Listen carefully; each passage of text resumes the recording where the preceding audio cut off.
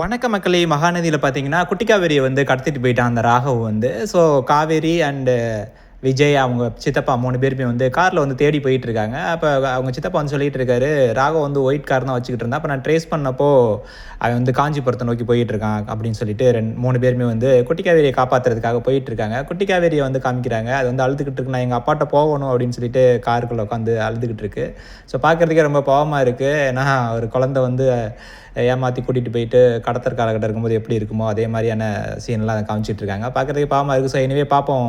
அ விஜய் வந்து குட்டி காவேரிய காப்பாத்துவாரு அப்படின்னு சொல்லிட்டு. ஸோ குட்டி காவேரி தான் தன்னுடைய பொண்ணு அப்படின்னு சொல்லிட்டு காவேரிக்கு தெரிய வந்துச்சுன்னா, அந்த மொமெண்ட் வந்து எப்படி இருக்கும்னு தெரியல. ஒருவேளை ராகவ் வந்து சொல்றதுக்கான வாய்ப்புகள் இருக்கு. இது உன் பொண்ணு தான் அப்படின்னு சொல்லிட்டு சொல்லும்போது, காவேரிக்கு வந்து பயங்கரமான திங்கிங்லாம் போயிட்டு இருக்குன்னு நெனைக்கிறேன். ஸோ என்ன நடக்குதுன்னு பார்ப்போம். ஸோ எனிவே குட்டி காவேரிய சீக்கிரமா வந்து அவங்க காப்பாத்திட்டாங்கன்னா இன்னும் கொஞ்சம் நல்லாயிருக்கும்.